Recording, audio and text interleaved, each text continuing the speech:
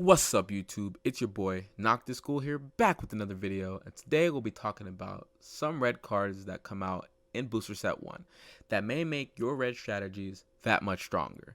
Remember, these are just my opinions. Anything can be meta, and anything can impact the format. So, let's dive in. If you are as excited for the Digimon Tcg as I am, be sure to like this video, comment, and subscribe, and let's get into it. In this video, we'll peep the red deck, and bro, we gotta talk about this one because all I can say is a lot of cards in this color, this set, give DP. You're gonna have your opponent rolling their eyes trying to count how much DP your Digimon have. Yokomon and Koromon are the two Digitama you'd likely choose from. Yokomon gives an attacking Digimon plus 1000 DP, while Koromon gives a 4 more Digivolution sourced Digimon a stack during your turn. Now that's a lot of damage! You're probably wondering, yo, why is DP so important? Now wait, is this relevant? Yes, DP is so relevant in red, because beating over things with DP is part of the red gimmick, and can be relevant because attacking into Digimon or having safe security checks is ideal. You wouldn't want the Omnimon you worked so hard to bring out get wasted by an opposing security check Omnimon, would you? Hell no. So slap Koromon or Yokomon under that bad boy and let him ride. Now to some spicy rookies to play from this set. We've got Monodramon and Starter Deck Beomon. They're vanilla rookies with 3000 DP that are good because they're cheap to evolve and you'd want to play them. Guilmon is a cheap rookie too, but 5 or more cards in your opponent's trash make him a 4 DP Dino DNA boy. You can either play this or the Starter Deck Agumon, but Guilmon has an extra 1000 DP, so hey, that's pretty good. Beomon gives the skill to give a Digimon that blocks plus 2000 DP. When your opponent doesn't read this skill given to your Gallantmon and they try to block with the same DP, boy, will they feel the heat and end up being sick like this guy. Big boy, Greymon lets you get an extra security attack? Why is this card so good? Well, our meta might be undefined until after some events.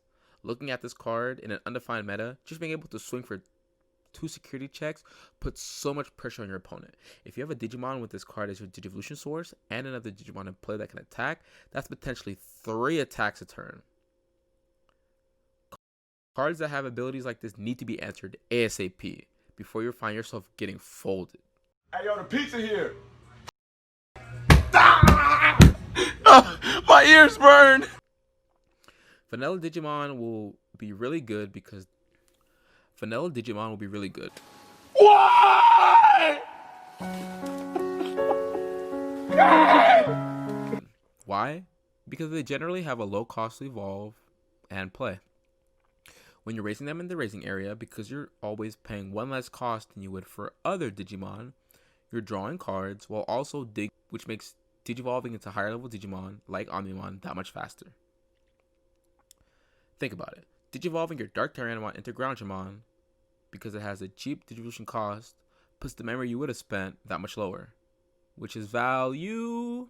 Because that's 2 cards drawn if you had Digivolved them in the raising area, and you set yourself up to get Omnimon or War Greymon that much faster. Throw Metal Tyrannomon in the mix and you've got something real good. You're just climbing up to that Omnimon you want, or that War Greymon you want. This Metal Greymon, when attacking, gives you 3 memory to work with after. This is good for being able to either evolve another Digimon, play another tie or Tamer card, and or play an option card if need be. Gaia Force. But you lose 3 memory after though.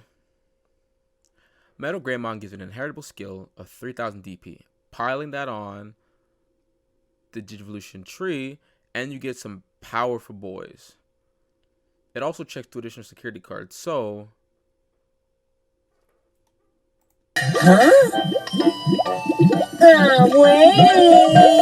why is this good? Because it helps you beat over opposing Digimon, but also it checks 2 additional security. So, bruh, if you see this card with Summoning Sickness, you need to yeet his ass out of here ASAP or block his attack. But Noctis, where the blockers at?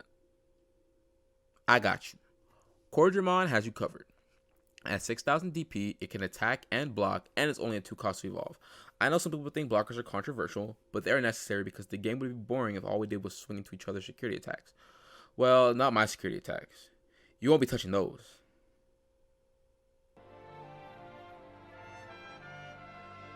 Wait, it's all blocked? Always has been.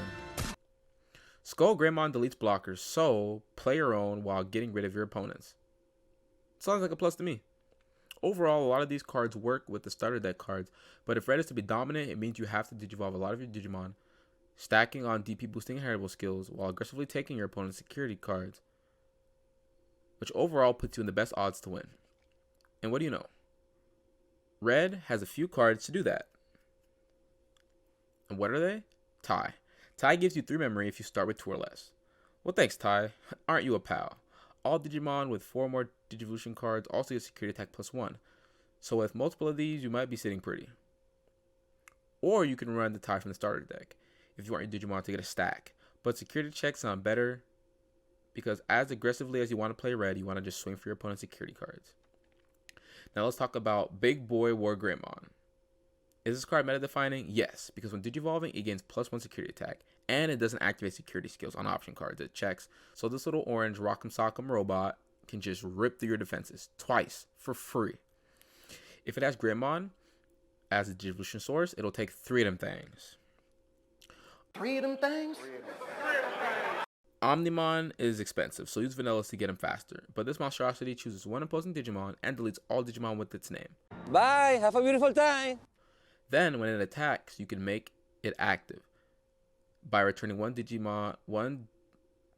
level 6 Digi-Evolution card from him to your hand. I have a question for God.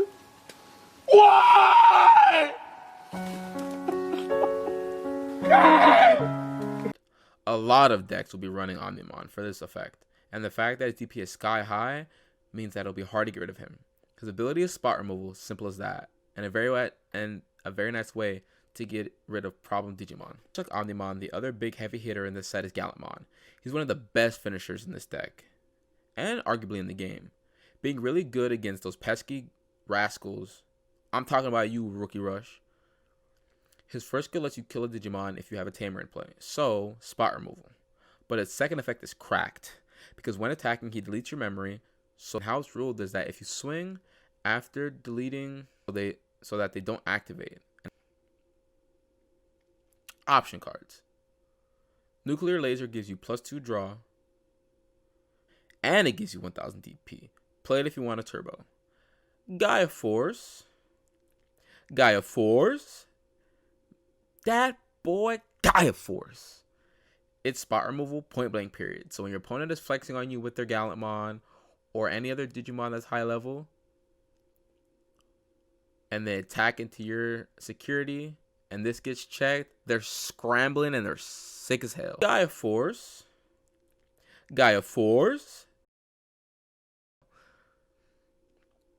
Overall, Red Gallantmon and our Omnimon focused decks are the way to go for red players. Both offer ways to abuse Red's gimmick of piling on Digivolution sources and DP to blast your opponent's defenses and security checks. That Red will definitely be a good contender in this format. And that, guys, is the end of the video. Thank you all for watching. Please be sure to like, comment, and subscribe. And leave a comment down below what your favorite red card is from the set. And if you're not a red player, what's your favorite Digimon card from this set in general? My favorite red card from the set would have to be War Greymon. His design just looks clean as hell. And with that, that's the end of the video. Thank you guys all for watching. Noctisghoul out.